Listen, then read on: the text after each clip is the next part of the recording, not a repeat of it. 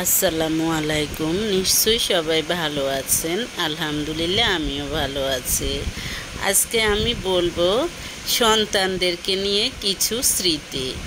অনেকেই দেখা যায় যে বাচ্চার দুষ্টুমিতে বিরক্ত হয়, বা বাচ্চা দেখা যায় যে ঘর এলোমেলো করে, তারপর পানি ঢালে, তারপর বিভিন্ন ধরনের বাচ্চাদের দুষ্টুমির কোনো হিসেব নেই। এগুলোতে বিরক্ত হয়। কেউ আছে মারপিট করে, কেউ আছে বকাবকি করে, কেউ আছে অতিরিক্ত শাসন করে।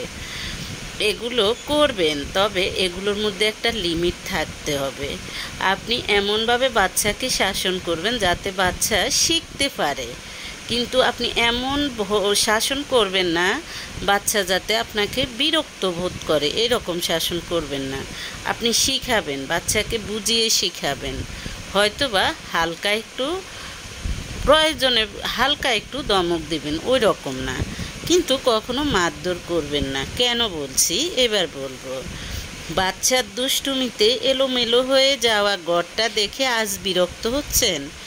এই ঘর এক সময় ঠিকই সাজানো গোছানো পরিপাটি থাকবে, কিন্তু সেই ঘরে থাকবে না কোনো খিলখিল হাসির শব্দ, ছোট্ট পায়ের হাঁটার আওয়াজ, খেলনার টুংটাং শব্দ, ঠোঁট ফুলিয়ে কান্নার শব্দ। সোনামণি এতদিনে বড় হয়ে গেছে, তার আলাদা একটা জগৎ হবে বা হয়েছে।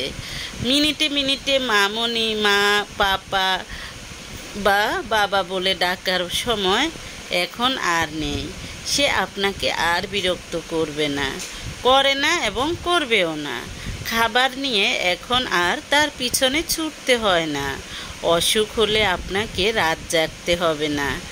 আপনার কাছে শুধুই আছে তার শৈশবের কোমলতার কিছু সুখ স্মৃতি। সন্তান আল্লাহর দেয়া সবচেয়ে বড় নেয়ামত এবং আমানত। বিশ্বাস করেন না তো? যার সন্তান নেই তাকে জিজ্ঞেস করুন।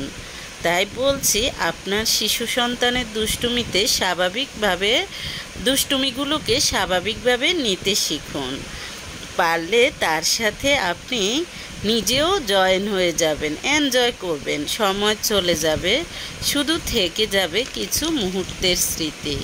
শৈশবে সন্তানকে যা দিবেন, বার্ধক্যে আপনি তাই ফেরত পাবেন। এ কথাটা মনে রাখতে হবে। যে মা বাবা সন্তানদেরকে শৈশবে শাসন করে বেশি, ওই সন্তানগুলা কিন্তু সবসময় রাগী বদমেজাজি হয়। তাই আপনার সন্তানের শৈশবটা যেন সুন্দর হয়, সেটা আপনি নিজেই সেভাবে সন্তানকে যখন শাসন করবেন, যখন আদর করার করবেন। কারণ আদর শাসন দুটোই লাগে।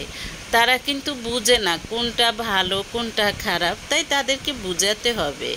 বুঝানোর জন্য কিন্তু আপনি আঘাত করতে পারবেন না, গালিগালাজ করতে পারবেন না, বকা দিতে পারবেন না। সন্তানদের সামনে আপনি অন্য মানুষের নামেও মিথ্যা বলতে পারবেন না। আবার সন্তানদের সাথেও কখনো মিথ্যা প্রতিশ্রুতি দিবেন না। সন্তানদের সামনে মিথ্যা কারোর নামে আজে বাজে কথা বলা থেকে বিরত থাকবেন।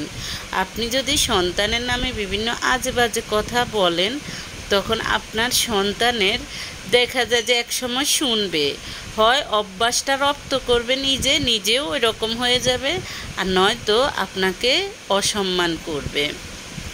তাই সন্তানের শৈশবটা যেন হয় শৈশব, উৎকৃষ্ট শৈশব। সন্তানকেও সম্মান করতে হয়।